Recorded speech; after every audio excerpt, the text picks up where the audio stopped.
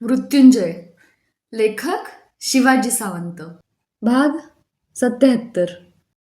अनेकविध संमिश्र भावनांनी मन गलबलून गेलं. सकाळपासूनच्या सत्याच्या द्वंद्वात केवळ आणि केवळ दैवयोगानंच मी सत्यापासून वंचित होऊन असत्याकडे फेकलो गेलो नव्हतं काय. काय उपयोग होता आता सत्य समजून, पांचलीच्या भावना समजून. वृषाली, तिला कवेत घेऊन मी अस्फुट पुटपुटलो. किती मोठे आहात तुम्ही. पांचालीलाही माझा हेवा वाटत असेल. माझ्या छातीवर मस्तक घुसळीत ती म्हणाली, मी आणि मोठा. वृषाली, मी मोठा होतो पण आज नाही. मला तर तुम्ही सदा सर्वकाल मोठेच आहात.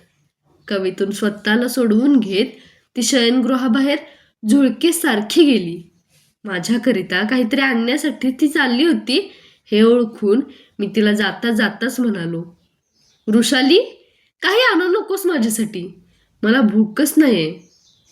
ती बाहेर जाताच आवेगानं पुढं होऊन मी शयनगृहाचं दार आतून बंद करून घेतलं आणि मंचकावर पहुडलो.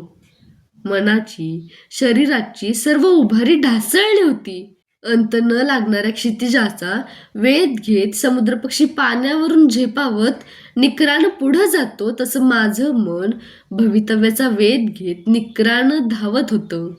अंत न लागल्यानं परतून पुन्हा देहाच्या पिंजऱ्यात येत होतं. चोच वासून धापावत निश्चेष्ट पडूनच राहत होतं. कण्हत होतं, पांचाली क्षमा कर, पांचाली क्षमा कर. मौशयेच्या मृदू स्पर्शानं अशावेळी मन अधिकच अशांत आणि अस्वस्थच होतं. म्हणूनच थंडगार संघडीवर गुडघे टेकून मी माझं मस्तक मंचकाच्या लाकडी बैठकीवर विसावलं. पण क्षणभरातच सगळा दिवस सूर्यकिरणांसारखा टळटळीतपणे माझ्या डोळ्यांपुढं उभा राहिला. शरीराचे डोळे मिटता येतात पण मनाचे डोळे कधीच मिटू शकत नाहीत. घटनांचे चित्तर पक्षी विविध रंगी पंख फडफडवीत डोळ्यांपुढे नाचू लागले. मधून मधून चित्कारू लागलो. ढगाळलेलं आकाश, रांगोळीचं पंचपात्र, केकाटत धावलेली टिटवी, निस्तेज कुंडलं, यज्ञकुंडावरचा कावळा, काळा, अगदी काळा कुट्ट दिवस, पांचालीचे विखुरलेले काळे केस, अश्रू आणि रक्तबिंदू, छे, रक्ताश्रूंच्या नद्या, थरथरणाऱ्या कवड्या, मदोन्मत्त हत्तीसारखा दुःशासन आणि अविवेकी मार्गच्युत अधपतित कर्ण, भोवतीचा टाहो, आक्रोश, अन्याय, विटंबना, दुसऱ्यासह स्वतःची, झळाळणारं पितांबर आणि पायदळी तुडविलेलं उत्तरीय, उधळलेल्या रांगोळीच्या शुभ्र धवल छटा, उरलेलं कुंकुम, केवळ रक्तवर्णी भडक कुंकुम, चरणांवर मस्तक ठेवणारा शोण, पाठीवर मस्तक टेकवणारी वृषाली, वर्षाचं 2-2 मासांत विभाजन करू पाहणारी पांचाली. पांचाली, पांचाली. असह्यपणे मी मस्तक उंचावलं. सभोवती समईचा मिणमिणणारा प्रकाश होता. बुभुक्षिताला कदान्न मिळालं तरी तो वेडावून जातो.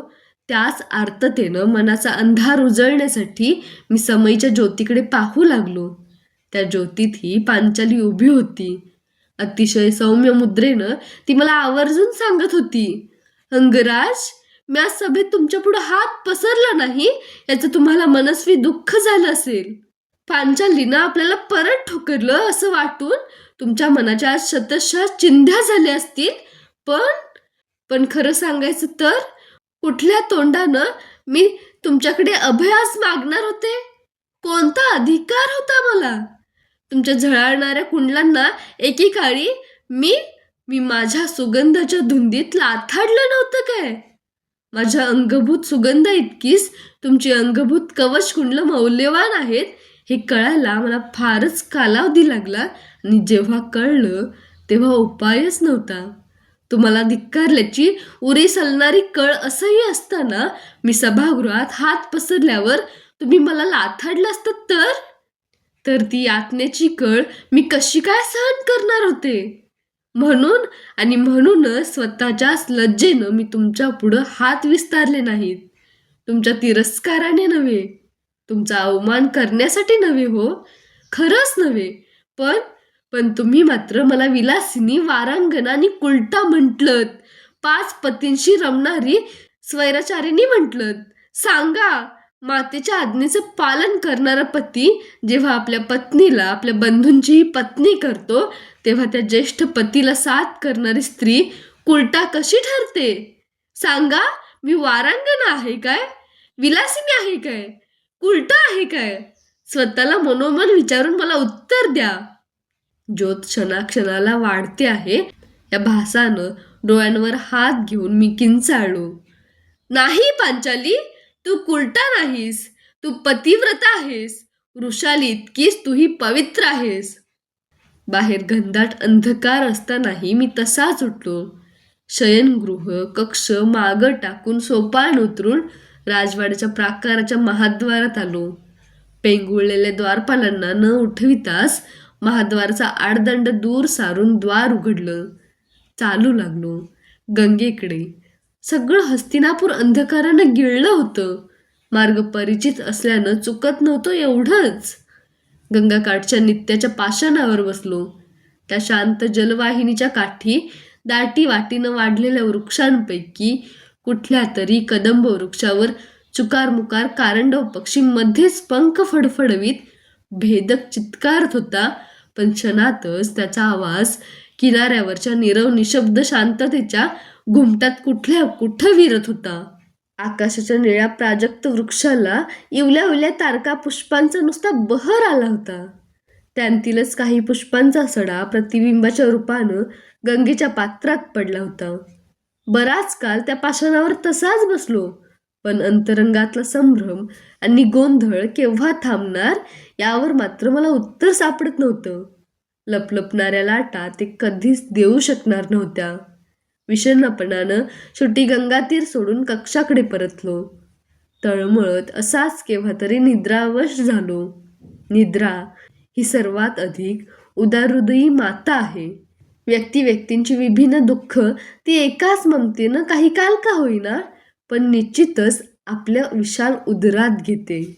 कसल्या तरी खडखडाटानं जेव्हा जागृत झालो तेव्हा गवाक्षातून शयनगृहात शिरलेल्या अरुणोदयाच्या लोभस किरण शलाका पाहून मी विस्मयचकित झालो. कधीच मी इतका काल निद्राधीन झाल्याचं मला आठवतच नाही. कालच्या प्रसंगानं माझ्या दिनचर्येतही बदल घडविला की काय अशा शंकेनं मंचिकावरून लगबगीनं उठून गवाक्षाच्या झरोक्यातून सूर्यबिंब पूर्वक्षितिजावर कितपत आलं आहे हे बाहेर डोकावून पाहिलं. द्वार बाहेरून पुन्हा खडखडलं. बाहेरून द्वार ठोठावण्याचं धाडस कोण करणार या शंकेनं लगबगीनं द्वाराजवळ आलो. मला माहीत होतं ती वृषाली नव्हती, सुप्रिया नव्हती, मेघमालाही नव्हती. सत्यसेन आणि शोण तर कधीच माझ्या शयनगृहाकडे फिरकले नसते. शक्यता होती राधा मातेचीच. कोण असावं असा प्रश्न स्वतःला विचारितच द्वाराचा आडदंड दूर सरकाविला. द्वारात अश्वत्थाम्याला पाहून हसत हसत म्हणालो, तू आज येणार हे समजून आल्यामुळे आज हा एवढ्या उशिरा उठलो. नाहीतर एव्हाना गंगेवर असायचो मी. एवढा अंतर्ज्ञानी केव्हापासून झालास? उगाच काहीतरी सांगून मला खुलवू नकोस. आत्ताच वहिनींकडून कळलंय की रात्री तू मध्यरात्रीनंतर कधीतरी परत आलास म्हणून. अरे, दुःख लपवावीत, पण ती तरी जरा कौशल्यानं. गुरुपुत्र म्हणून तुला कुठंही आणि कधीही प्रवेश आहे अश्वत्थामा. म्हणून तू कुणाकडूनही कसलीही माहिती काढू शकतोस. कधी नाही तो भल्या प्रभातकाली माझ्याकडे का आलाहेस ते तर मला सांग. आज प्रभातकालीच तुझ्याकडे आलो, तेही न राहवल्यामुळेच. का? काय झालं? मी त्याला आसनावर बसण्याचा संकेत करून विचारलो. पांडव पांचालीसह काम्यक अरण्याकडे वनवासासाठी आज निघून गेले. आजच, सूर्योदयापूर्वी. ते ऐकताच वेदनेची आणखी एक नवी कळ माझ्या काळजात उमटली. कालच्या प्रकारानंतरही मामांनी त्यांना वनवासावर पाठविण्यासाठी हट्ट धरला की काय? मी पोट तिडकीनं त्याला विचारलं. नाही, स्वतः युधिष्ठिरानंच तो निर्णय घेतला आहे. वचनपूर्तीसाठी. ऋषवर्मा, महामंत्री विदुर, पितामह आणि संजय यांनी त्याला परावृत्त करण्यासाठी अनेक प्रकारे सांगून पाहिलं, पण त्यानं कुणाचंच ऐकलं नाही. आपलं इंद्रप्रस्थाचं राज्य आता तुमचं आहे असं दुर्योधनाला सांगून त्यानं अंगावरची राजवस्त्र महाराजांच्या चरणांवर ठेवली. अश्वत्थामा, आपण सर्वजण कुठं जाणार आहोत तेच मला समजत नाही. ते समजलं असतं तर जीवनाला कसलाही अर्थ उरला नसता. भविष्यात काहीतरी गोंडस आहे या आशेच्या गुंगीवरच सर्व चराचर सृष्टीचा दैनंदिन कार्यक्रम अव्याहतपणे चालू आहे. युधिष्ठिर गेला, तो जाणारच. तोच त्याचा जन्मजात स्वभाव विशेष आहे. कसला स्वभाव विशेष? सत्यप्रियतेचा आणि संयमनाचा. संयमन? हे असलं कसलं संयमन अश्वत्थामन? दिग्विजय करून मिळवलेलं राज्य दुंदुभीच्या टिपरीसारखं एका क्षणात फेकून निघून जायचं? होय, ते एकटा युधिष्ठिरच करू शकतो. त्याच्या अगाध संयमनाचा आणखी एक नमुना पाहायचा असेल तर अजूनही काल सभेत तो ज्या आसनावर बसला होता त्याच्या समोरचं चरण ठेवायचं लोहमय चरणासन पाहून ये. काय आहे त्या चरणासनावर?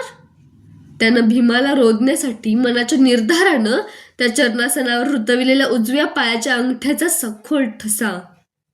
अंगठ्याचा ठसा? होय.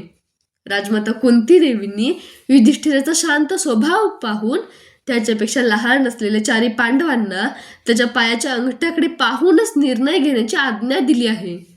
जेव्हा युधिष्ठिराच्या पायाचा अंगठा वर उंचावलेला असेल तेव्हा ते चौघेही कुणावरही एकाच वेळी विजेच्या लोळासारखे कोसळून पडतील. मग काल त्यानं का उंचावला नाही आपल्या पायाचा अंगठा? एक एक रहस्य ऐकताना मी आता पुरता कष्टावून गेलो होतो. काल त्यानं अंगठा उचलला असता तर कदाचित तो स्वतःच कायमचा खोल घसरला असता. काय घडलं असतं त्याचं अनुमान कुणालाही करता आलं नसतं आणि वर युधिष्ठिर मातेलेखी विश्वासघातकी ठरला असता. तुला काय म्हणायचं आहे? त्या चौघांनी काल तेथील सर्वांनाच पाणी पाजलं असतं? तसंच काही नाही, पण भीमानं दुःशासनाला तर काल निश्चितच वधला असता, कारण तो ज्या आसनावर बसला होता त्याच्या लोहमय हस्तदंड्या त्यानं क्रोधानं वाकवून ठेवलेल्या आजही तुला सभागृहात तशाच दिसतील. अश्वत्थामन, कालच्या अघटित प्रकारानंतरही तुला माझ्याविषयी थोडी सुद्धा घृणा वाटत नाही? मुळीच नाही. मात्र एका गोष्टीचा आत्यंतिक खेद होतो मला. कोणत्या?